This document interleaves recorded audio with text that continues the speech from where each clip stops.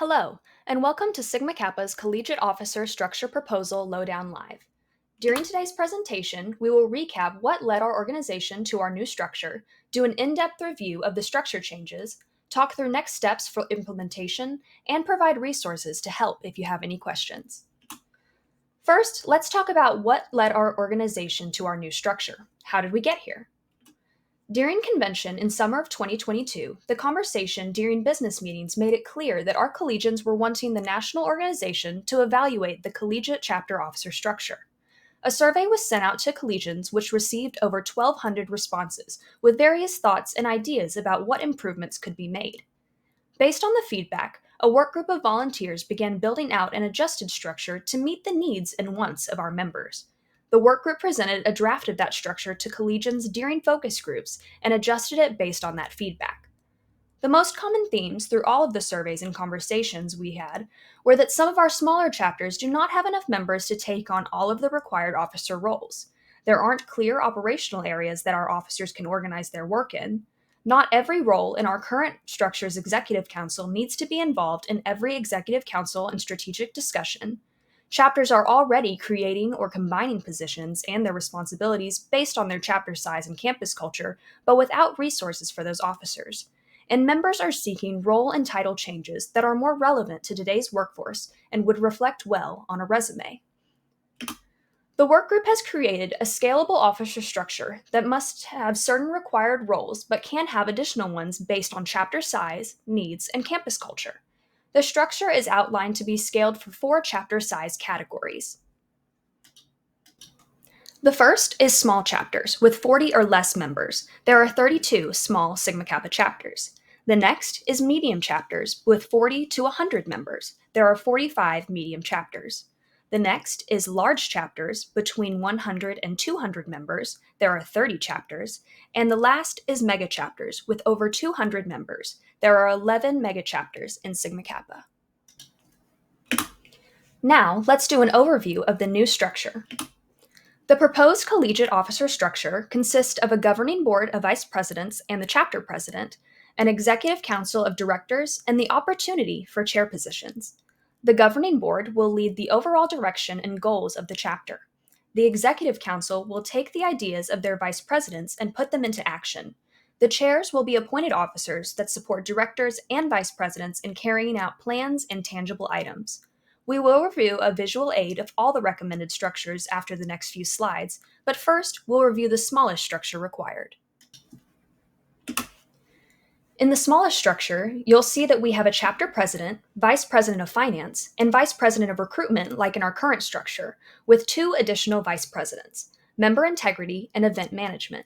From there, each vice president will oversee directors whose responsibilities build upon the operational area of the VPs. We'll review the responsibilities of each role and where some have been reallocated in a moment, but you'll see that underneath each of the titles are roles in parentheses.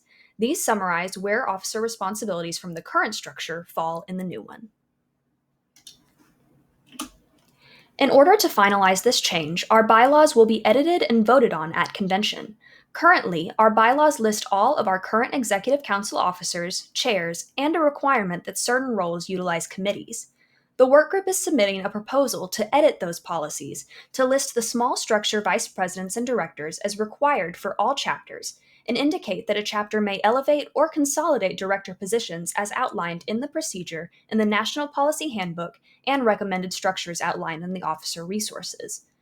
This edit to our bylaws would provide our chapters and national organization with flexibility to reevaluate our officer structure as often as needed and not have to wait for a convention vote every 2 years. Each size structure's governing board has a vice president allotment that is based on chapter size, but a chapter can petition to adopt a different size allotment based on their needs.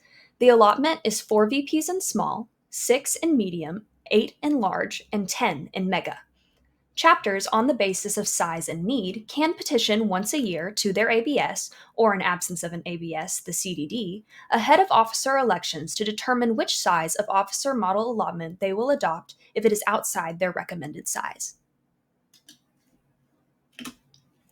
Within the allotted number of governing VPs per size structure, 4 in small, 6 in medium, etc., chapters must include the bylaw vice presidents, finance, member integrity, recruitment, and event management, and bylaw directors. But outside of that, chapters are free to organize their officer structures to best serve their chapter needs.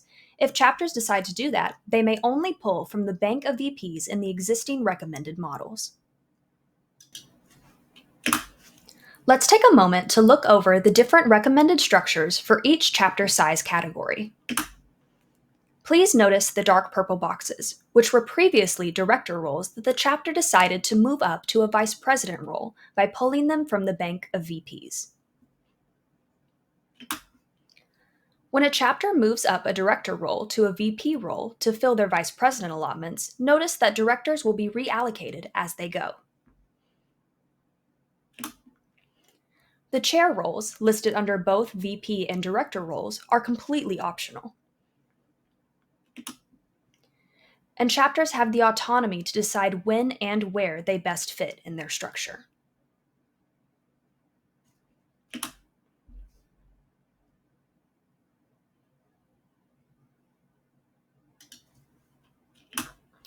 With this proposal, we hope to allow chapters to make the best decision for their individual chapter while still accomplishing activities which are essential to the national organization, to better align with our NPC peers' officer structures, to make officer responsibilities more equitable and strategic, to help collegians translate their officer experience to a resume by renaming roles, and to make a new officer meeting structure that is a more effective use of our officers' time. The workgroup proposes a new officer meeting structure to accommodate the recommended changes. Ahead of formal meetings, the chapter president should preside over a governing board of VPs meeting. Ahead of informal meetings, VPs should preside over their individual team meetings, including the directors and chairs on their specific team. Quarterly, ahead of SOE goal progress submissions, the chapter president should preside over a joint governing board and executive council meeting, focused on goal progress and planning for the next quarter. VPs may meet with individual directors as they see fit. VPs or directors may call additional meetings with additional officers not on their teams as needed. And any director may be called by the chapter president to attend a governing board meeting as needed, but should not become a regular attendee. We are so excited to bring this proposal to the convention body this summer. If you have any questions, for more resources, check out the Collegiate Chapter Officer Structure Updates page on the Sigma Kappa website. And thank you for joining this presentation.